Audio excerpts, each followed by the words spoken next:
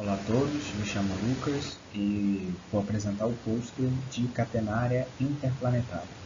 Tá? Para o segundo encontro do Profimate do Rio de Janeiro, meu orientador é o Dr. Fábio Silva de Souza e eu sou aluno do Profimate da UERJ de São Gonçalo. Vou apresentar o contexto do meu trabalho, né? A catenária interplanetária ela é um dos tópicos da minha dissertação de mestrado, né? Cujo título é Funções Trigonométricas Hiperbólicas, Teoria, Curiosidades e Propostas para o Trabalho Docente.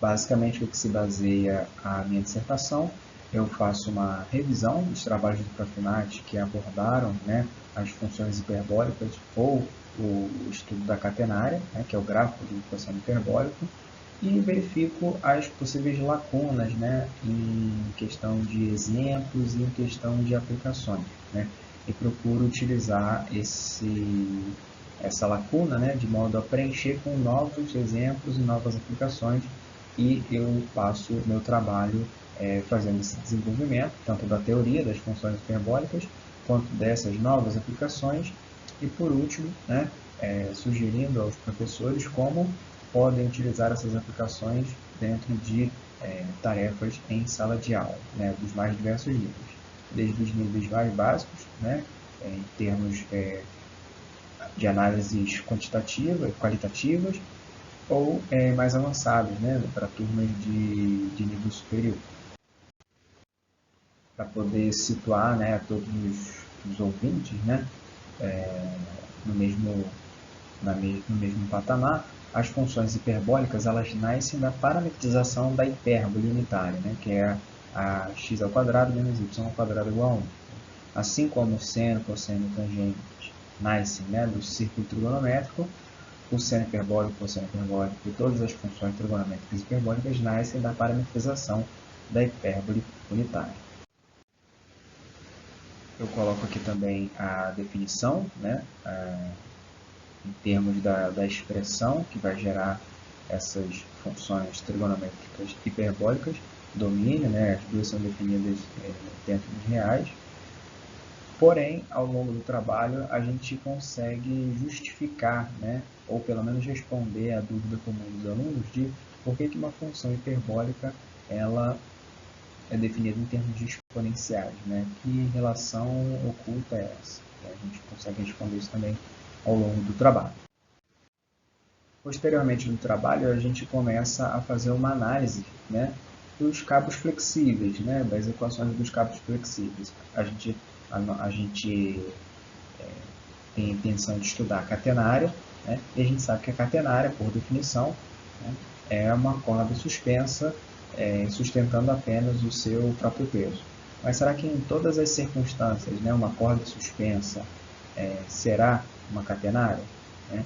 Existe uma confusão muito grande, né, e muito antiga, que o formato é muito parecido com o formato da parábola. Né? Então, será que, sob certas condições, a catenária pode ser aproximada por uma parábola e vice-versa?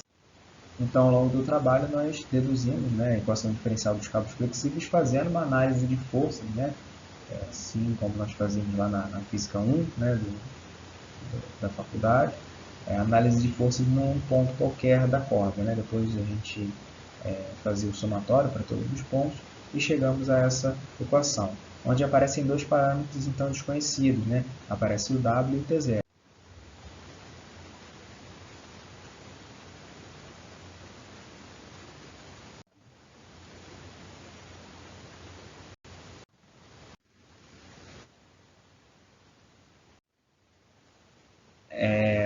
Bem, nós vamos perceber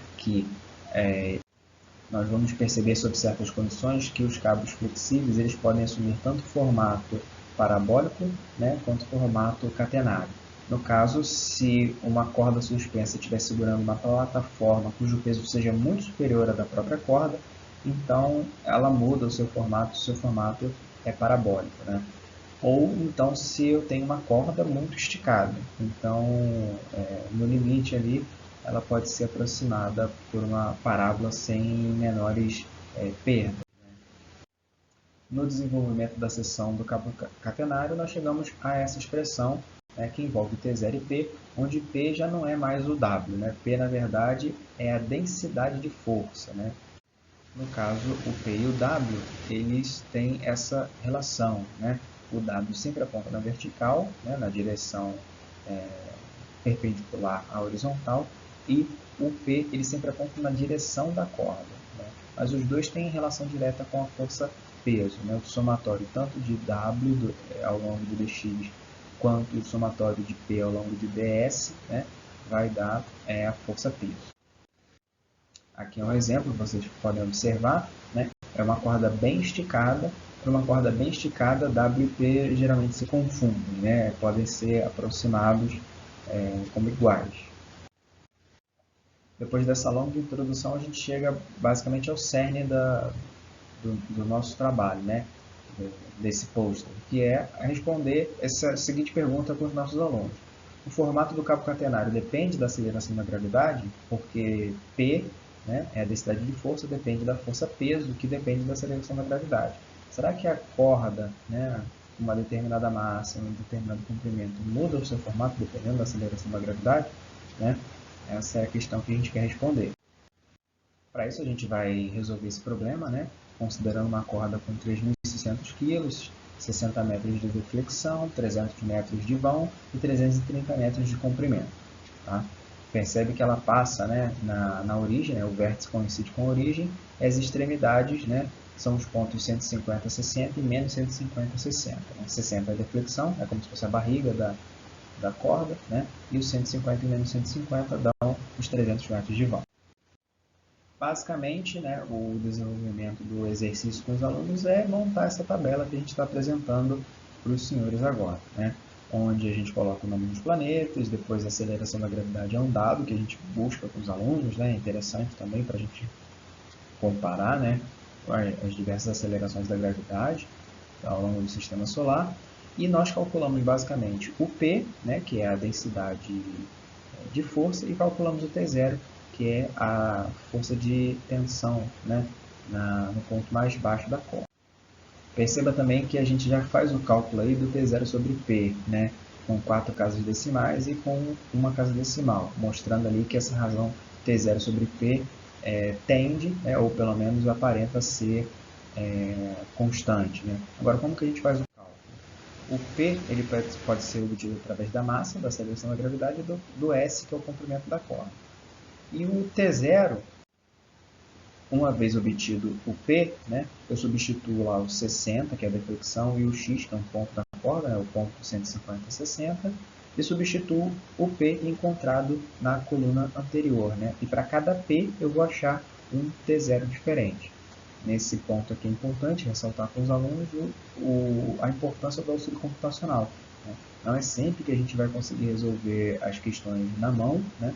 Então o auxílio computacional às vezes ele é indispensável para a resolução dos nossos problemas.